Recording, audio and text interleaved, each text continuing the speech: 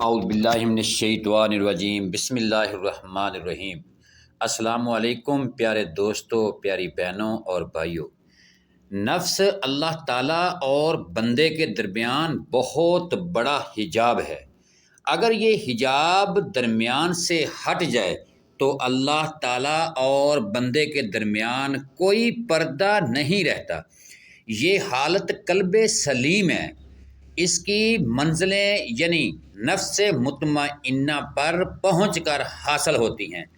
دیدار الہی کی اس منزل تک پہنچنے کے لیے ہوائے حفظ یعنی نفس ناسور یا نفس کی بیماریوں، جن کو عام طور پر روحانی امراض یا بیماریاں، قلب یا باطنی امراض یا بیماریاں بھی، حضور فرماتے ہیں کہ اولیاء اکرام کی تعلیمات کے مطابق ظاہری عبادت سے ان بیماریوں میں اضافہ ہی ہوتا چلا جاتا ہے اور انسان ان بیماریوں کے جال میں بری طرح گرفتار ہو کر گمراہ ہو جاتا ہے۔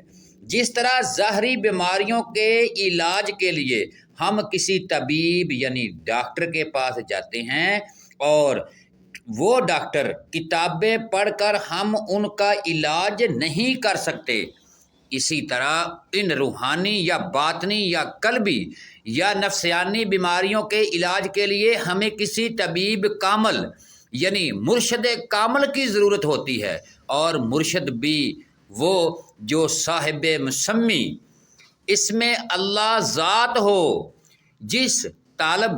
جب طالب ایسے مرشد کی صحبت میں ذکر، تصور اس میں اللہ ذات اور مشق مرقوم وجودیہ کرتا ہے تو اس کی یہ تمام بیماریاں ختم ہو جاتی ہیں اور وہ باطن طور پر ان امراض سے پاک ہو کر مشاہدہ حق تعالیٰ کے لائق ہو جاتا ہے۔ سلطان العارفین حضرت سخی سلطان باہو رحمۃ اللہ علیہ کی تعلیمات کے مطابق ان بیماریوں کا علاج صرف اور صرف ذکر اور تصور اس میں اللہ ذات ہے، بشرط یہ ہے کہ وہ کسی ایسے مرشد کامل سے حاصل ہو جو صاحب مسمی یا باخود فقیر ہو، اس میں اللہ ذات ہو۔ ایسا مرشد طبیب اعظم ہوتا ہے اور ان قلبی نفسی بیماریوں کا ماہر ہوتا ہے، جیسا کہ سرکار فرماتے ہیں مرشد طبیب یعنی ڈاکٹر کی مثل ہے اور طالب مرد کی مثل طبیب۔ جب کسی مریض کا علاج کرتا ہے تو اسے تلخ و شیریں دعا دینی پڑتی ہیں، اس کو کڑوی دعا بھی دینی پڑتی ہیں اور میٹھی دعائیں بھی دینی پڑتی ہیں، اور مریض پر لازم ہوتا ہے کہ وہ یہ دعائیں کھائیں، ان دعاؤں کو کھائیں تاکہ صحت یاب ہو سکے۔ ہوا و حفظ، ہوا کے معنی خواہش اور حفظ کے معنی شہوت ہے کہ ہیں۔ خواہشات نفس اور شہوات کو ہوا و حوث کے نام سے موسوم کیا جاتا ہے۔